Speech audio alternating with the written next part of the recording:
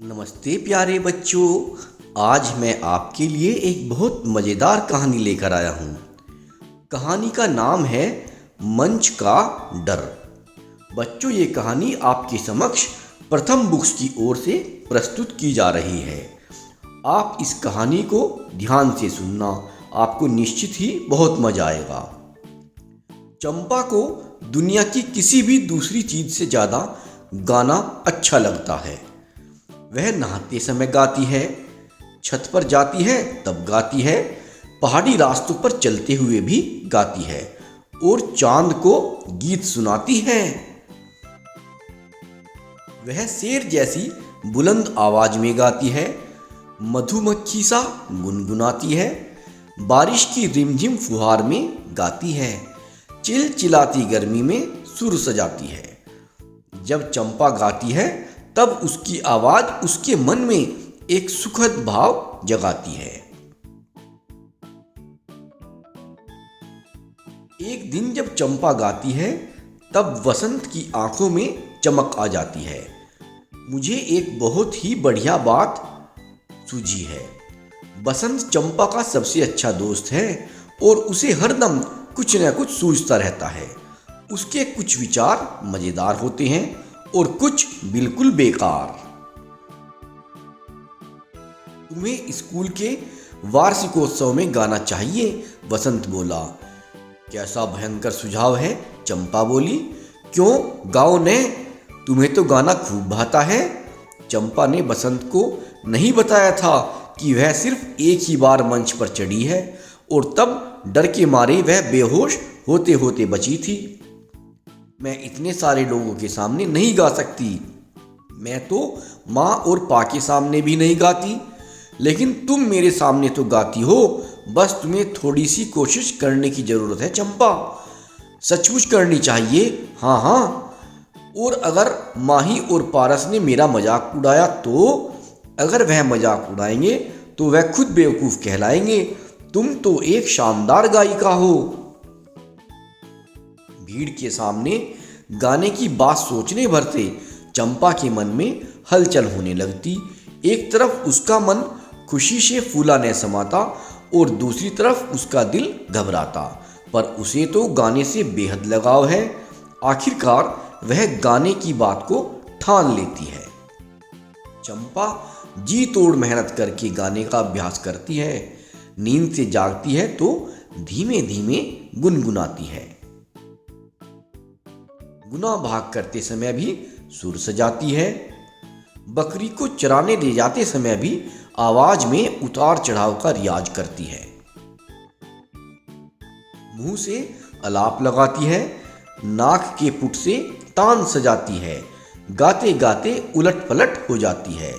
घर वाले चंपा के मंच पर गाने को लेकर बड़े खुश हैं। वह उसे सुझाव देते हैं, गाने से पहले लंबी और गहरी सांसें लो, सुनने वालों के सामने मुस्कुराहट बिखेरती रहो, जैसी हो वैसी रहो, बनावटी नहीं। मिर्च जलाकर नजर उतारो, दही पेड़ा या 12 अंगूर के दाने खाकर भाग्य संवारो।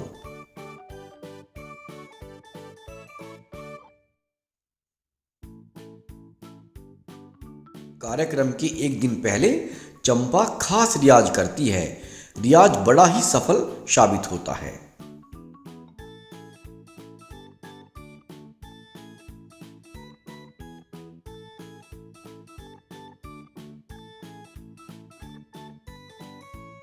आखिर आ ही जाता है वार्षिकोत्सव का दिन।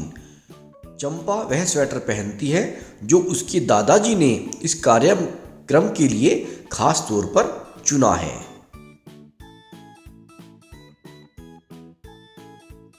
जब उसकी बारी आती है तब जैसे ही उसकी जबान लड़खड़ाने लगती है, मंच बहुत विशाल लगने लगता है। बिजली की रोशनी से आंखें चौंधिया जाती हैं। सुनने वालों की भीड़ का डर सताता है।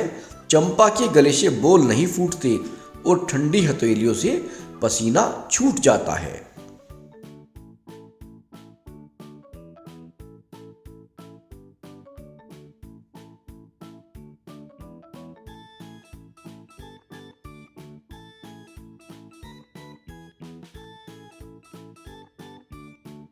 सुनने वालों को देखकर मुस्कुराना उसे याद रहता है, लेकिन जब गाना शुरू करना चाहती है तब आवाज़ फुसफुसाहट में बदल जाती है। ऐसा लगता है जैसे उसकी आवाज़ ही कोई निगल गया हो।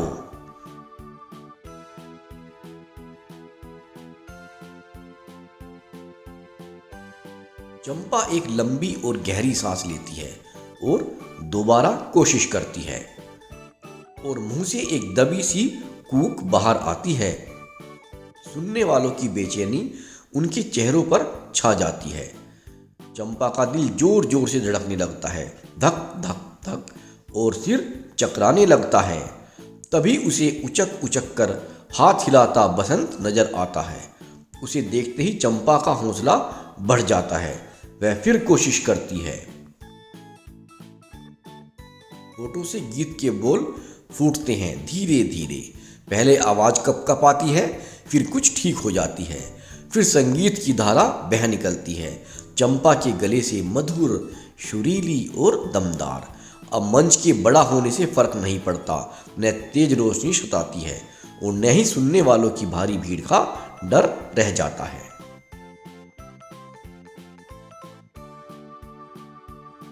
चंपा सुर छेड़ देती है खुले गले से बेधड़क, और इसी के साथ उसके मन में भर जाता है दुनिया का सबसे खूबसूरत एहसास।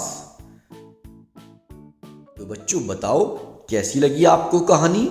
अच्छी लगी ना? मजा आया आपको?